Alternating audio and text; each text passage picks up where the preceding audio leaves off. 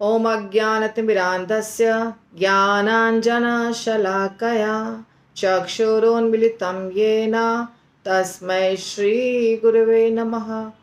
श्रीचैतन्यमनोभीष्टं स्थापितं येन भूतले स्वयं रूपः कदा मह्यं ददाति स्वपदान्तिकं। वन्देऽहं श्रीगुरो श्रीयुतापदकमलं श्रीगुरून् वैष्णवांश्च। श्रीरूपं साग्रजातं सहगण रघुनाथान्वितं तं सजीवं साद्वैतं सावधूतं परिजनसहितं कृष्णचैतन्यदेवं श्रीराधाकृष्णपादान् सहगण ललिता श्रीविशाखान्विताश्च। नमः ॐ विष्णुपादाय कृष्णप्रेष्ठाय भूतले श्रीमते भक्तिवेदांत स्वामिनिति नामिने।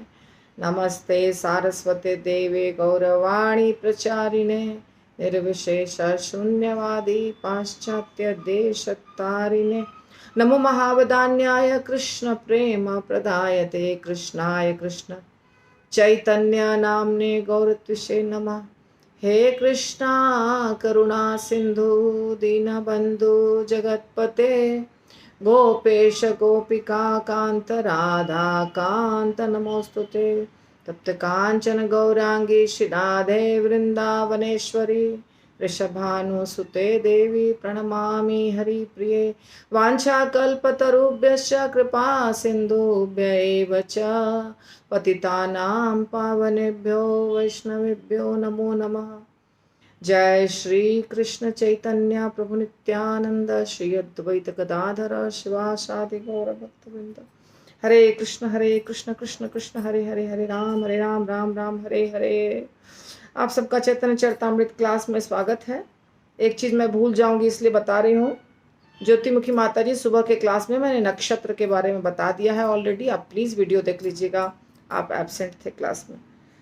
तो नक्षत्र के बारे में, राशि के बारे में और ग्रहों के बारे में मैंने 15-20 मिनट में बताया है सुबह, आज सुबह वीडियो में, सुबह के लाइव वीडियो में। तो अभी वीडियो रिलीज हो जाएगा या हो गया होगा तो आप देख सकते हैं उसको, सारे भक्त जिसको इसको इच्छा। चैतन्य चरितामृत में आज पहला अध्याय मोस्टली समाप्त हो जाएगा ऐसा लग रहा है मुझे, कुछ श्लोक बाकी हैं।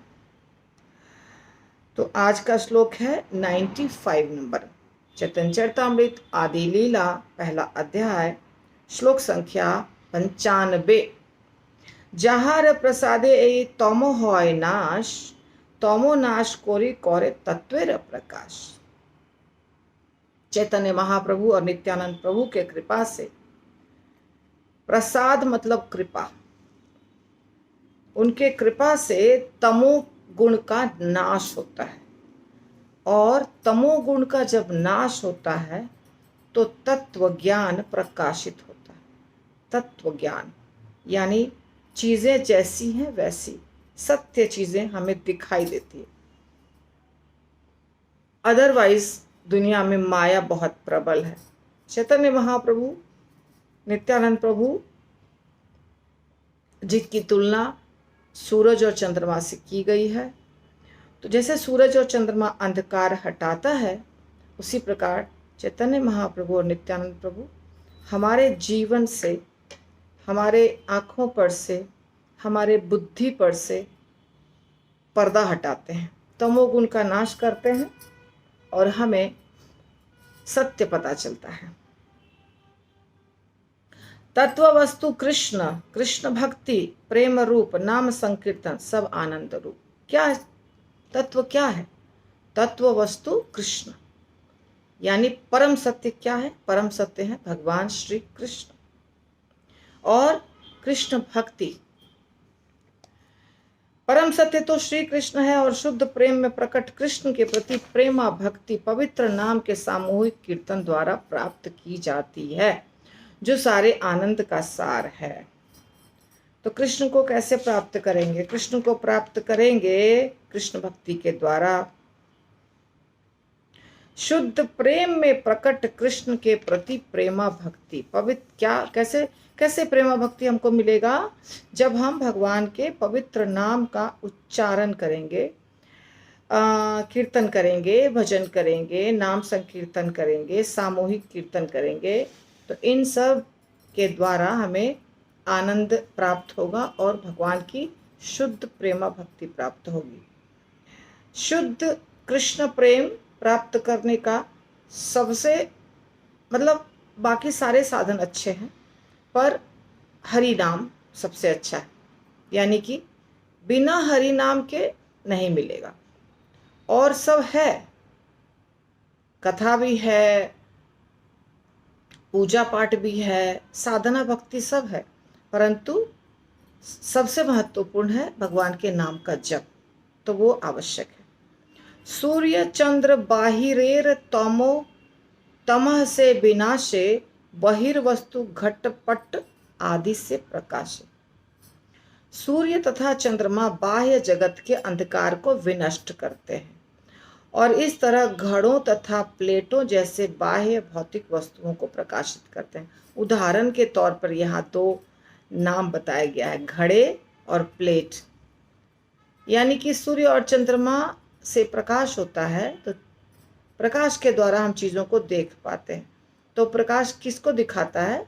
जो जगत में, दुनिया में जो चीज़ें हैं, यानी यहाँ दो नाम लिखा गया है, घड़े और प्लेट, पर हर चीज़ जो हमें दिखाई देती है यहाँ की, वो सब रोशनी के कारण। अगर रोशनी ना हो तो दिखाई नहीं दे। तो आप सोचेंगे अरे सूर्य चंद्रमा नहीं भी रहता है तभी भी हम देख पाते हैं बल्ब के द्वारा। तो बल्ब भी एक रोशनी ही है। सूर्य और चंद्रमा नहीं रहे तो ये बल्ब में जो रोशनी आ रही है ये सब भी गायब हो जाएगा, क्योंकि इलेक्ट्रिसिटी जो पैदा होता है जिसके द्वारा हम बल्ब को चला रहे हैं, ये सब भी प्राकृतिक सोर्स के द्वारा ही पैदा होता है।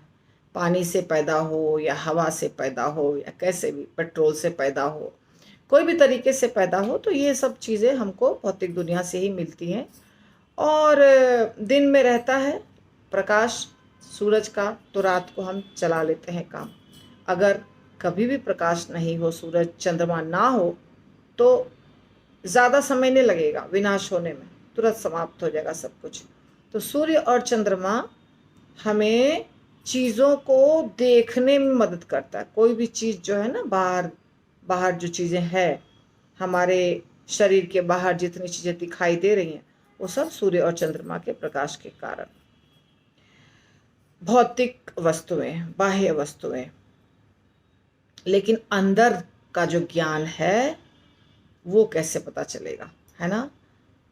बाहर की चीज़ें तो सूर्य और चंद्रमा दिखा देंगे, जो हर व्यक्ति को दिखाई देता है आंखों के द्वारा, पर अज्ञानता, अंधकार, मूर्खता, तमोगुण, इसका प्रकाश कैसे होगा? ये तो बड़े बड़े जो विद्वान हैं, बड़े बड़े साइंटिस्ट हैं, बड़े बड़े पोस्ट पे काम करने वाले हैं, बड़े बड़े ऑफिसर हैं, वो सब भी अंधकार में रहते हैं, वो भी अज्ञानता में रहते हैं। अज्ञानता बहुत बड़ा अंधकार है, वो सूरज और चंद्रमा के द्वारा नहीं जाने वाला है। तो वो कैसे होता है? वो होता है भगवत कृपा से, वैष्णव कृपा से। दुई भाई हृदयेर शाली अंधकार, दुई भागवत संगे कौरान साक्षात्कार। तो ये दोनों भाई यानी गौर निताई, नित्यानंद प्रभु और चैतन्य महाप्रभु, हृदय के भीतर के अंधकार को दूर करते हैं। हमारे हृदय के भीतर अंधकार है, इसको जानना है। ये बुद्धिमान व्यक्ति जानते हैं। जो व्यक्ति को जो थोड़ा सूक्ष्म स्तर पर सोच सकते हैं वो समझेंगे। जो पूर्ण रूप से स्थूल स्तर पर, स्थूल यानी भौतिक स्तर पर जो सोचते हैं, उनको कुछ भी पता नहीं चलेगा। तो कुछ लोग बोलेंगे कि अरे मरने के बाद क्या देखा है, किसने देखा?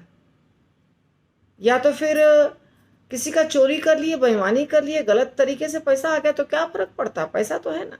मतलब जो मॉरल होता है जीवन में, जो मॉरल्स होते हैं, नैतिकता जो होती है, नियम जो होता है, किसी को बुरा करके जो हमें जो ग्लानि होती है कि अरे हमने कैसे इसको हर्ट कर दिया, कैसे इसको दुख दे दिया, हमने गलत कर दिया, यहाँ ऐसा नहीं करना चाहिए, ये सब जो फीलिंग होती है ये सिर्फ सज्जन लोगों में होती है। दुर्जन जो होते हैं उसमें उसमें कुछ भी ऐसी फीलिंग नहीं होती है।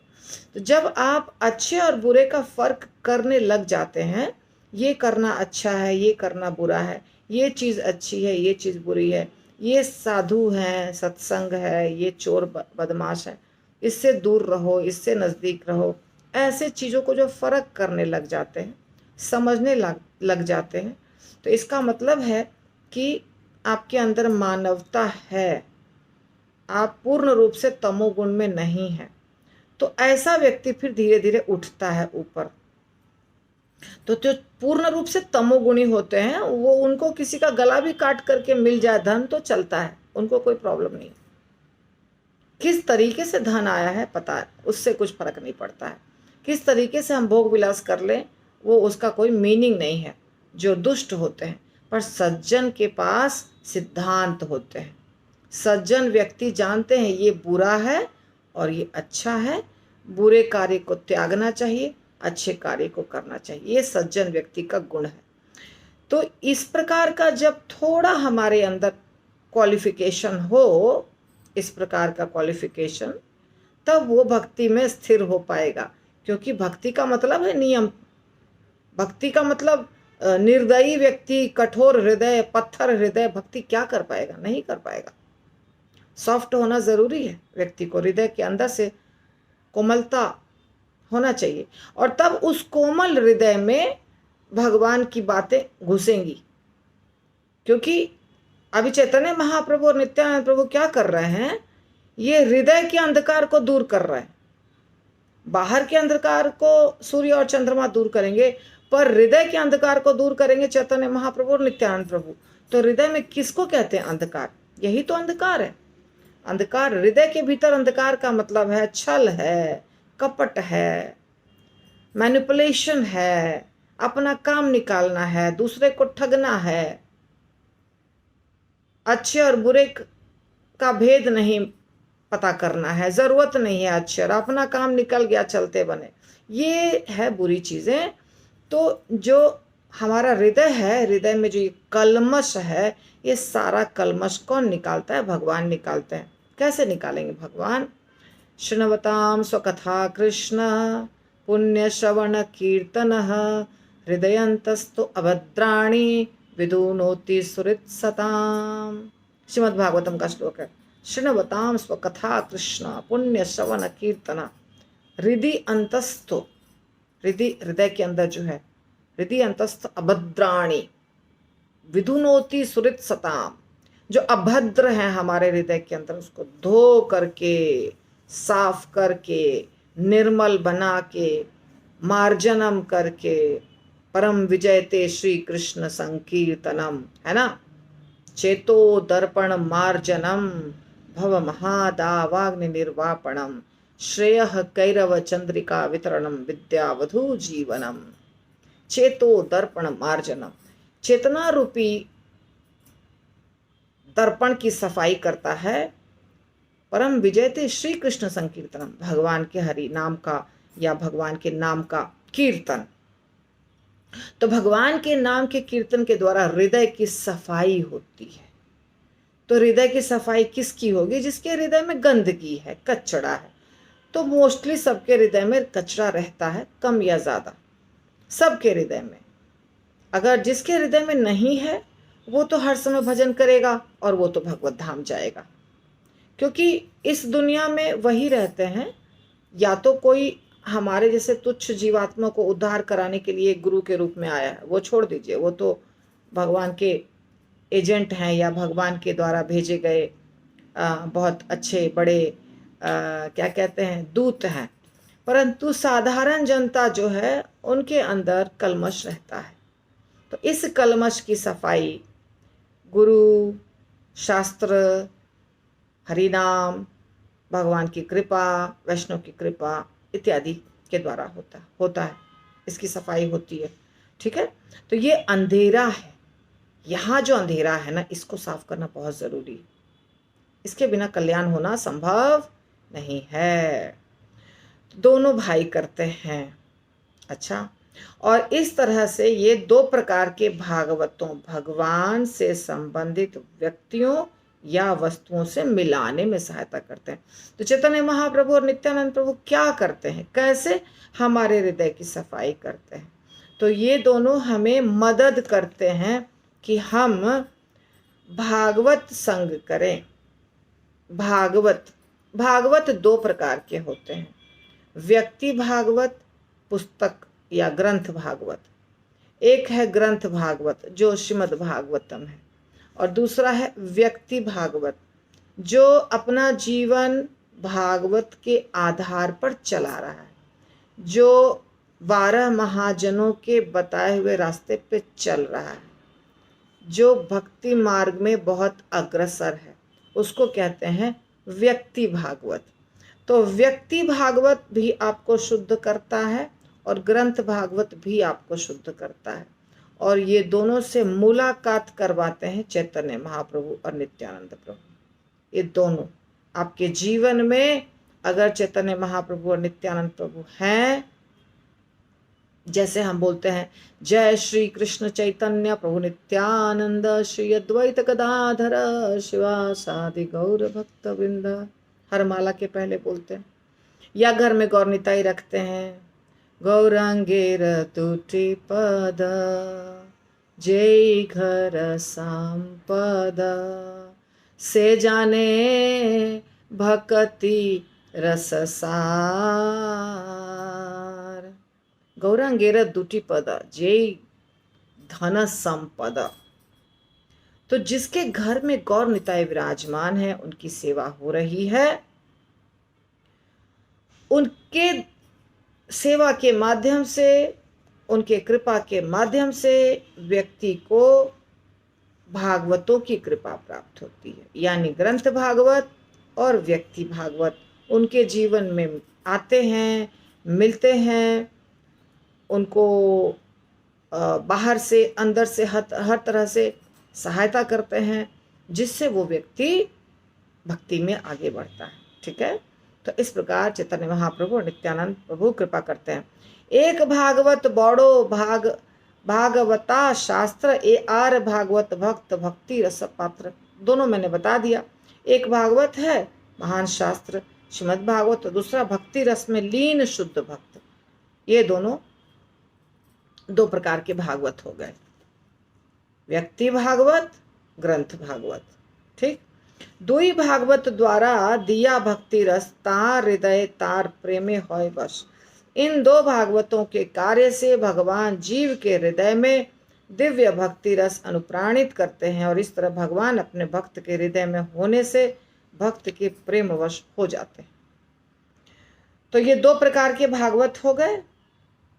इसके द्वारा हमारे जीवन में भक्ति आता है, भक्ति रस प्राप्त होता है हमारे हृदय के अंदर।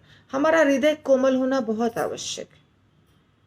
देखिए, जो जमीन कोमल होती है उस पे आप बीज जब बोते हैं तो फटाफट सुंदर सा पौधा उपज जाता है, उसमें फूल फल सब लग जाते हैं, पौधा बड़ा होता है, खाद पानी जो डाला वो फटाफट काम करता है।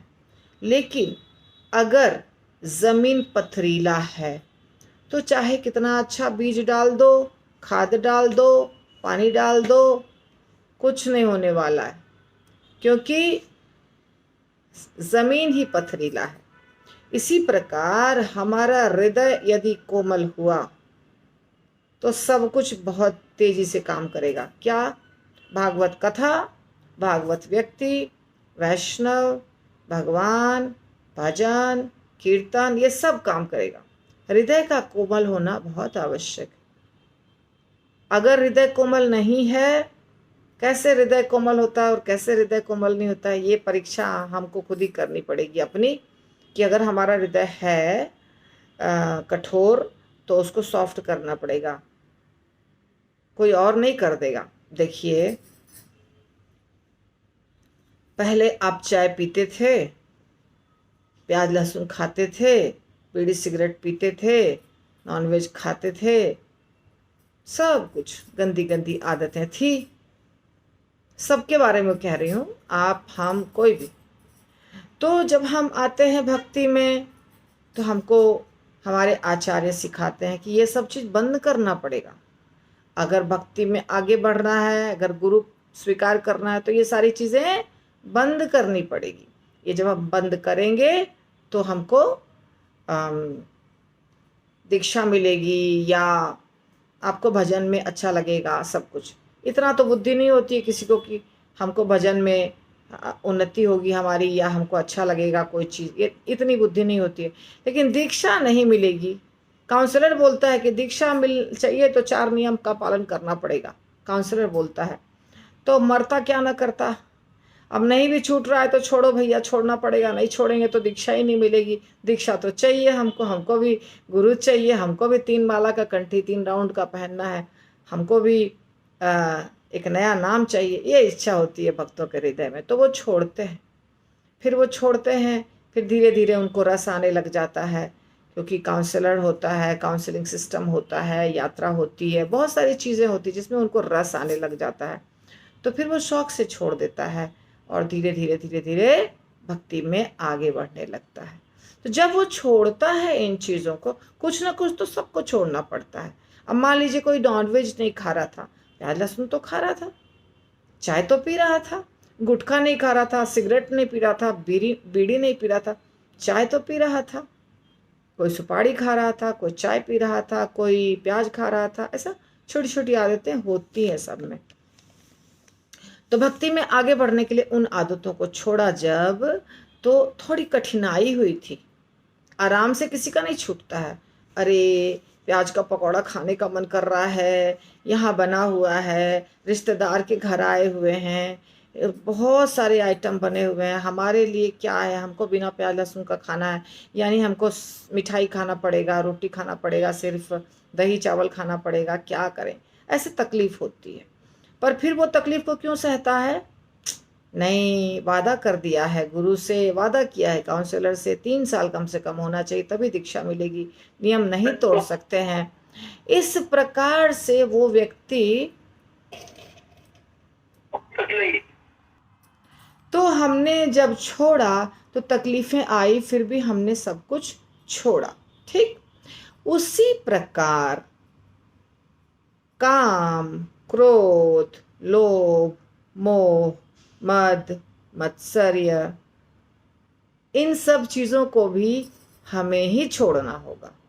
जैसे प्याज खाना छोड़ने के लिए हमें खुद मेहनत करना पड़ा, चाय पीना छोड़ने के लिए हमें खुद मेहनत करना पड़ा, कोई और नहीं कर दिया हमारे लिए मेहनत। वैसे ही इन चीज़ों को छोड़ने के लिए भी हमें खुद प्रयास करना पड़ेगा। यानी लोभ, मोह, ईर्ष्या, ये सारी चीज़ें समझ में आ रही है ना। लोभ होता है कोई चीज़ को प्राप्त करने का, मोह होता है, ईर्ष्या होता है, क्रोध होता है, किसी की शिकायत करने की इच्छा होती है, दूसरे के बारे में चर्चा करने में बहुत आनंद आता है। ये सब जो गंदी गंदी आदतें हैं, इसको भी हमें छोड़ना पड़ेगा, क्योंकि हम खुद ही मेहनत किए और हमारा ये मोटा मोटा चीज़ें जो है, प्याज लहसुन, चाय कॉफ़ी, बीड़ी सिगरेट, तंबाकू, नॉनवेज, ये सारी चीज़ें छूटी। उसके लिए हमें तपस्या करनी पड़ी, छोड़ना पड़ा, मेहनत करना पड़ा, इच्छा होने के बावजूद भी नहीं खाना पड़ा। तो ऐसे करते करते अब हम आदत हमारी बदल गई, अब हमें मन नहीं करता है। तो उसी प्रकार इन चीज़ों को भी हमें खुद छोड़ना पड़ेगा। बाहर से कोई आदमी आके नहीं छुड़ा देगा। हाँ, ये बात अवश्य है कि मदद करेंगे हमें कौन? भगवत कथा, गुरु, वैष्णव, बड़े बड़े जो संत महात्मा भक्त हैं, वो ये लोग आपको मदद करेंगे। जब आप इनके संपर्क में रहेंगे तो आपको सहायता मिलेगी छोड़ने में। पर प्रयास खुद करना पड़ता है। यदि कोई व्यक्ति कहता है नहीं माला करो, माला करते करते सब छूट जाएगा, माला करते करते सब छूट जाएगा, ये सत्य है, 100% सत्य है। परंतु फिर भी प्रयास करना पड़ेगा, फिर भी प्रयास करना पड़ेगा, और वो प्रयास बहुत तेजी से करना पड़ता है। क्यों करना पड़ता है बताती हूँ। जैसे नदी एक या नाला, कोई चीज़ एक डायरेक्शन में बह रहा है, हाँ, पानी एक दिशा में बह रही है तो उसके उल्टी दिशा में बहाने के लिए आपको बहुत प्रयास करना पड़ेगा, क्योंकि फ्लो के साथ जाना बहुत आसान है पर फ्लो के उल्टा जाना बहुत कठिन है। तो अगर नदी इस दिशा में बह रही है और आपको उल्टी दिशा में जाना है तो बहुत प्रयास करना पड़ता है। तो इसी प्रकार जिस दिशा में हम हजारों लाखों वर्षों से जा रहे हैं, आराम से जा रहे हैं, उसके उल्टा जाना है, यानी एनर्जी ज़्यादा लगेगी। तो ज़्यादा एनर्जी लगाने के लिए तैयार रहिए और खुद प्रयास करिए, तब ये सारी जो आदतें हैं वो छूट जाएंगी। जीवों के प्रति दया होना चाहिए हृदय में, वो दया जागृत करना पड़ेगा, स्टार्ट करना पड़ेगा, थोड़ा थोड़ा स्टार्ट करना पड़ेगा। जैसे मान लीजिए कोई व्यक्ति है, दुखी है, तो उसके दुख को दूर कर दीजिए अगर आपसे संभव है तो। मान लीजिए उसका दुख दूर होता है आपके थोड़ा समय देने से, थोड़ा खर्चा करने से, थोड़ा उसके ऊपर मेहनत करने से अगर होता है तो एक बार करके देखिए, आपको बहुत अच्छा लगेगा। फिर दूसरी बार थोड़ा आसान हो जाएगा, फिर तीसरी बार और आसान हो जाएगा। तो इस प्रकार हृदय में प्यार जागृत होगा और हृदय कोमल होगा। हृदय को कोमल बनाएंगे ना तो जीवन में आगे बढ़ना बहुत आसान हो जाएगा, आवश्यक है। ओके।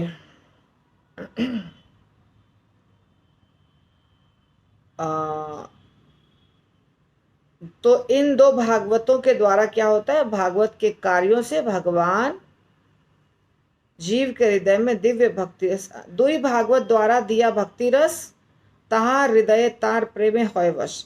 तो ये दो भागवतों के द्वारा भक्ति रस जीवों के हृदय में आता है और इस तरह भगवान अपने भक्त के हृदय में होने से भक्त के प्रेमवश हो जाते हैं। तो भगवान हमारे भक्त हमारे हृदय में हमेशा बैठे ही रहते हैं, हमेशा सर्वदा सदा नित्य, हाँ, नित्य विराजमान रहते हैं भगवान। तो भगवान हमारे कार्यों को देखते हैं, हमारे वचनों को सुनते हैं, अच्छे बुरे हर विचार से भगवान अवगत है, उनको कुछ भी छुपा नहीं है उनसे। तो जब भगवान देखते हैं कि अरे हमारा भक्त जो है बड़ा निर्मल हो गया है, इसके अंदर अब गंदगी नहीं है, तो भक्त के अधीन हो जाते हैं, उसके प्रेम के वश में हो जाते हैं भगवान। ठीक है। तो एक अद्भुत समकाले दोहार प्रकाश आर अद्भुत चित्त गुहार तमह करे नाश। तो पहला आश्चर्य यह है कि दोनों भाई एक साथ प्रकट होते हैं और दूसरा यह है कि हृदय के अंतरतम को प्रकाशित करते हैं।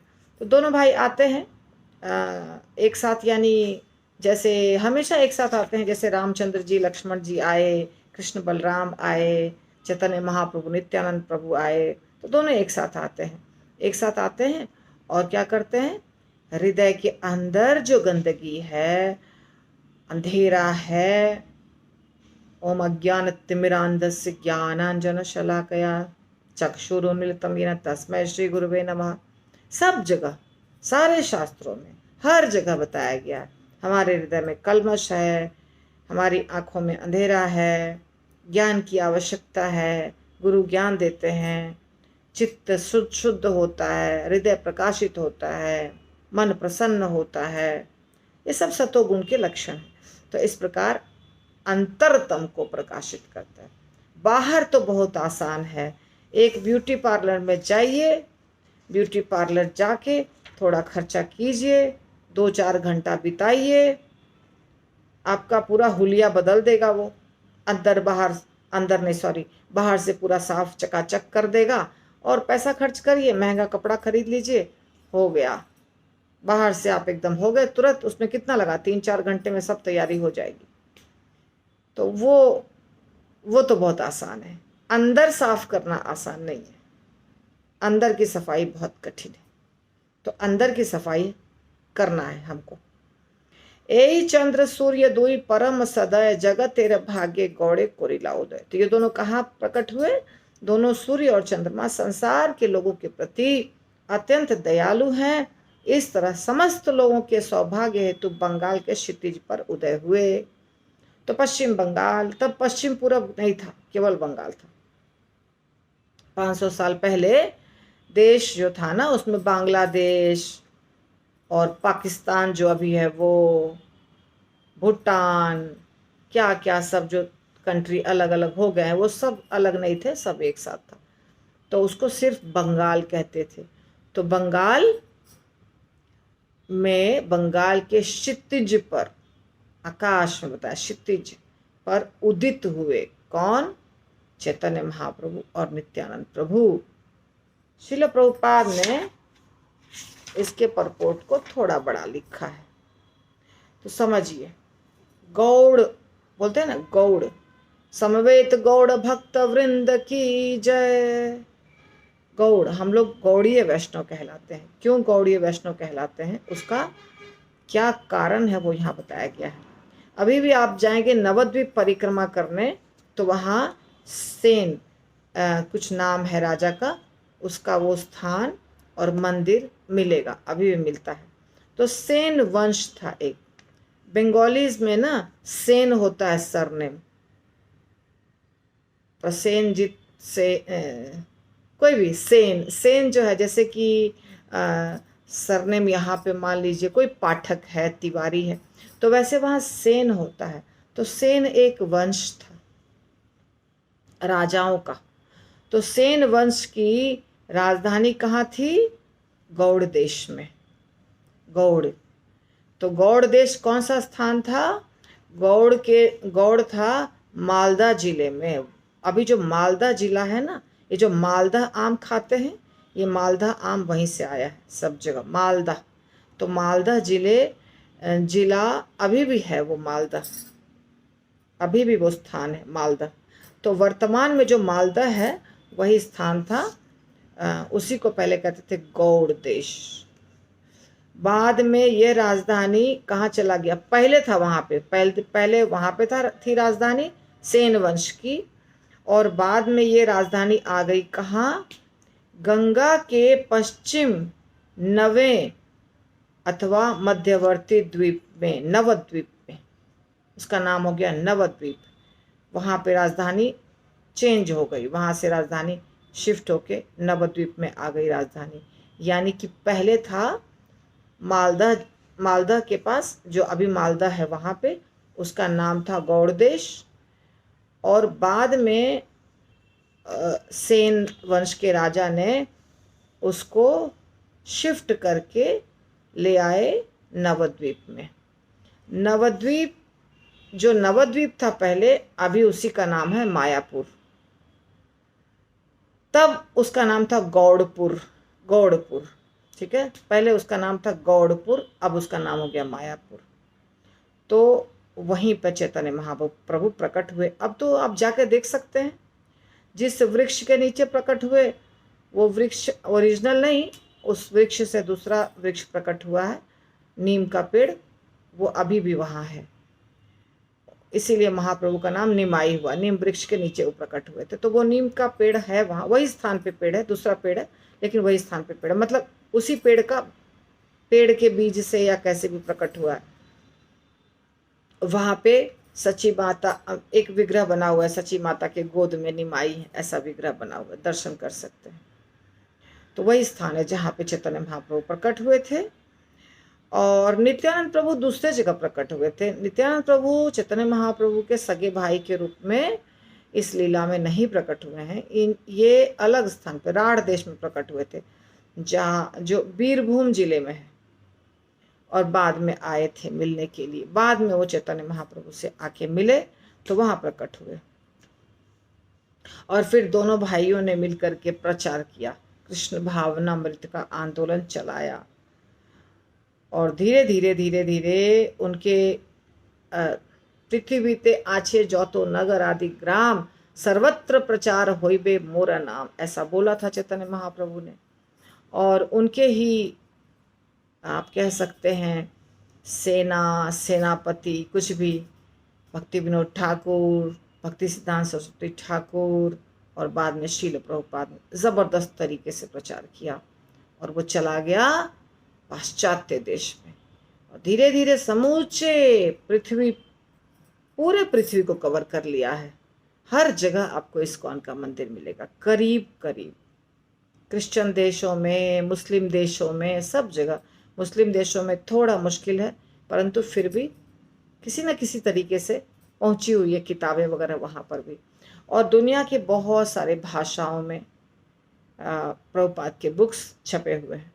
तो इस तरह से चैतन्य महाप्रभु ने जो भविष्यवाणी की थी कि इस धरती पर जितने भी गांव हैं, जितने भी शहर हैं, सब जगह मेरे नाम का प्रचार होगा।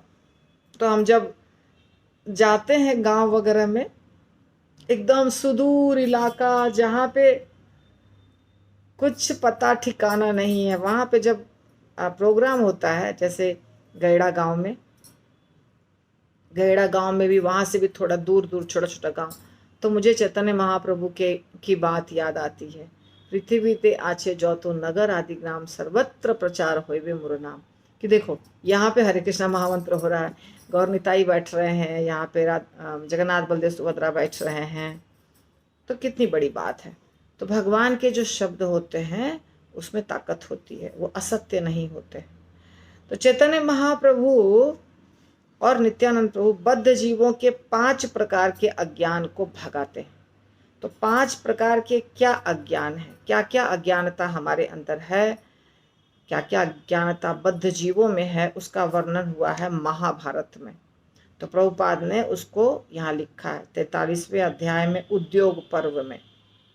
यह है पहला, शरीर को आत्मा मानना। 2 चीज़ें हैं, एक शरीर और एक आत्मा, दोनों में फर्क पता होना चाहिए। परंतु ये अज्ञानता है।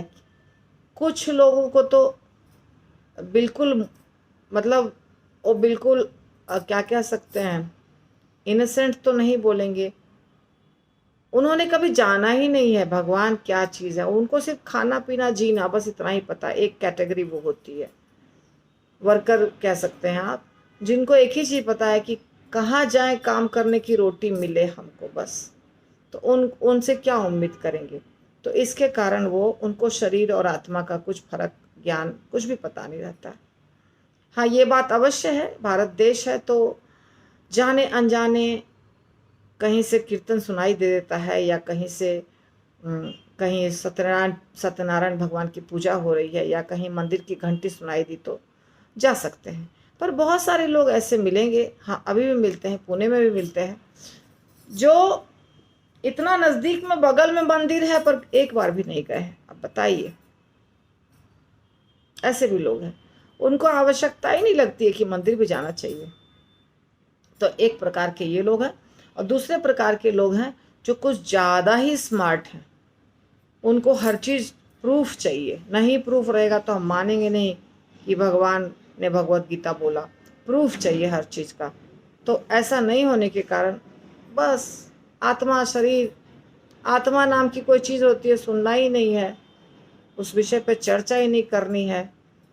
केवल क्या करना है, पार्टी करना है, एंजॉय करना है लाइफ को, बस इतना ही।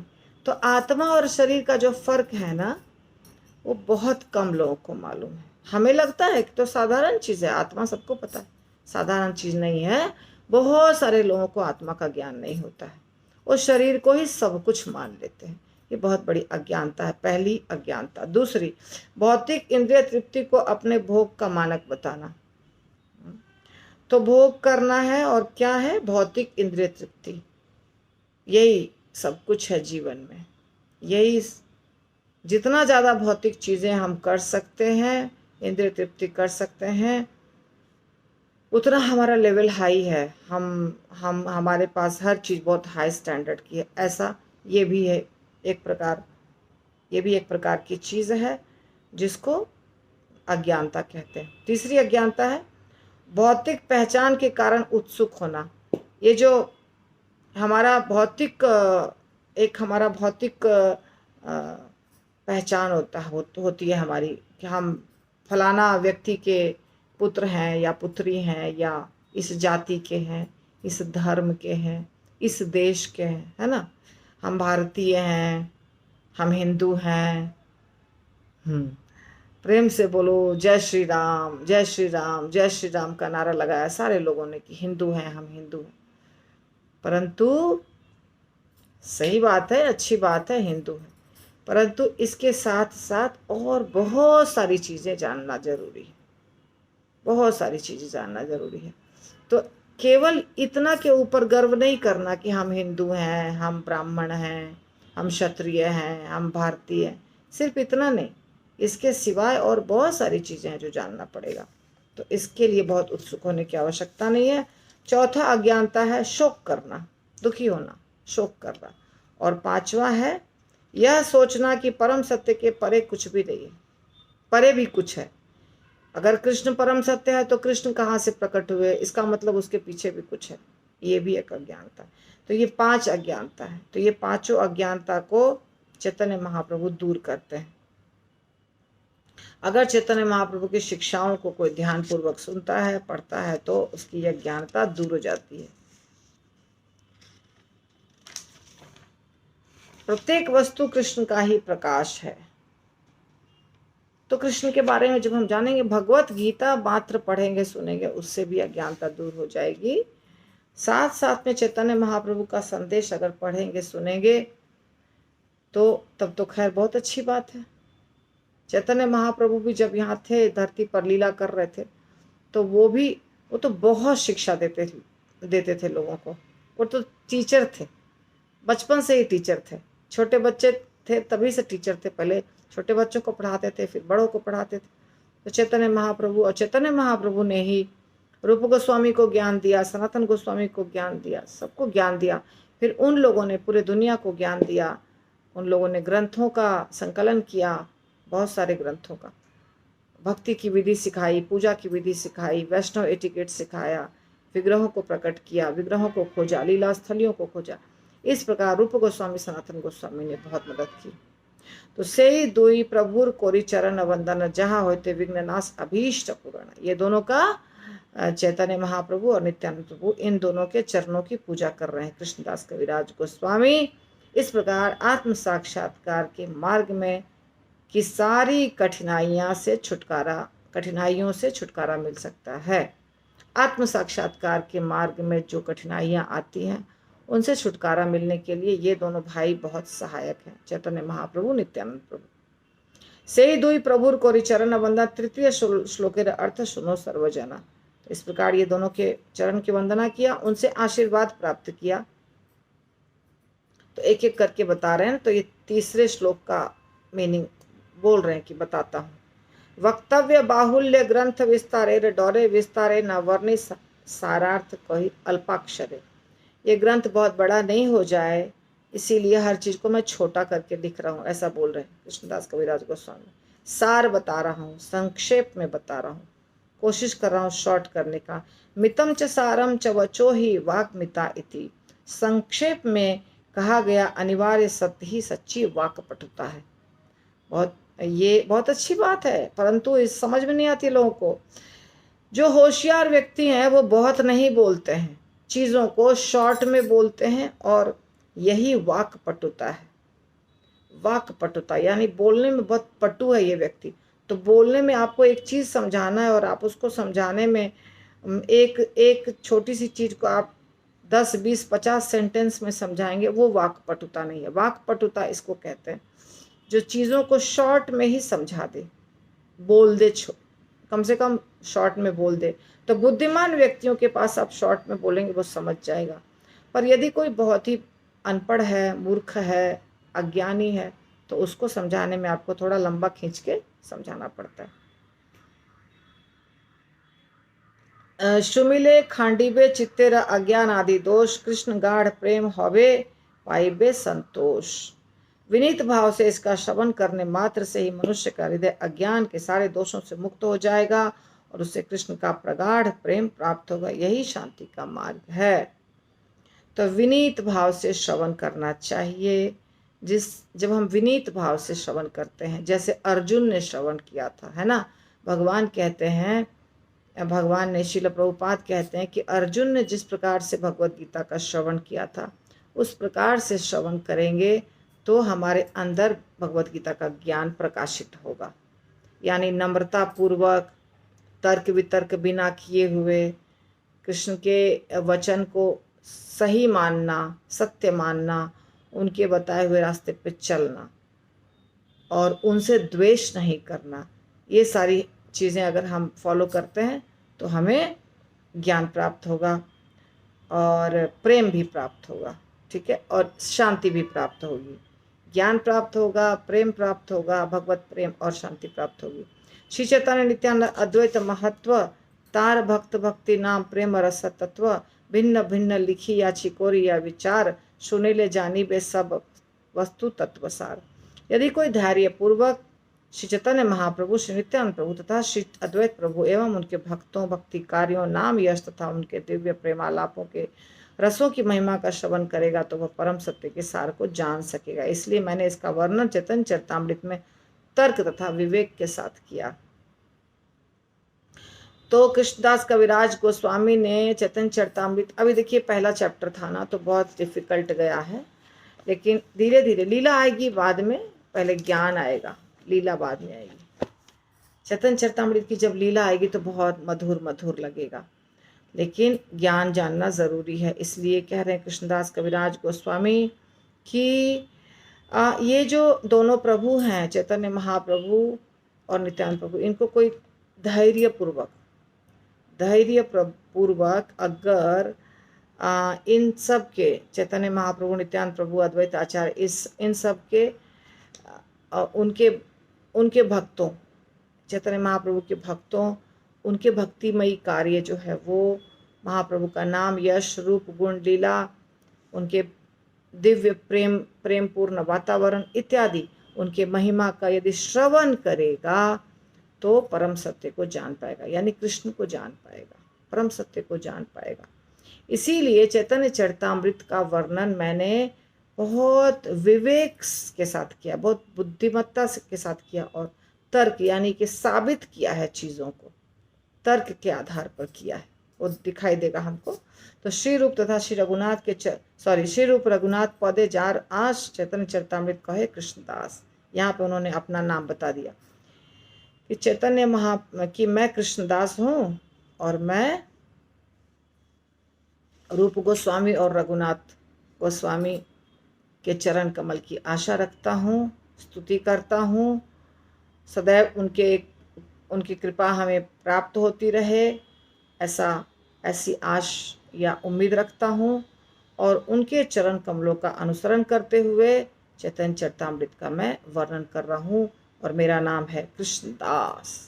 तो इस प्रकार आपका पहला अध्याय समाप्त हुआ। बहुत समय लगा पहले अध्याय को समाप्त होने में, क्योंकि ये डिफ़िकल्ट था। दूसरा अध्याय जो है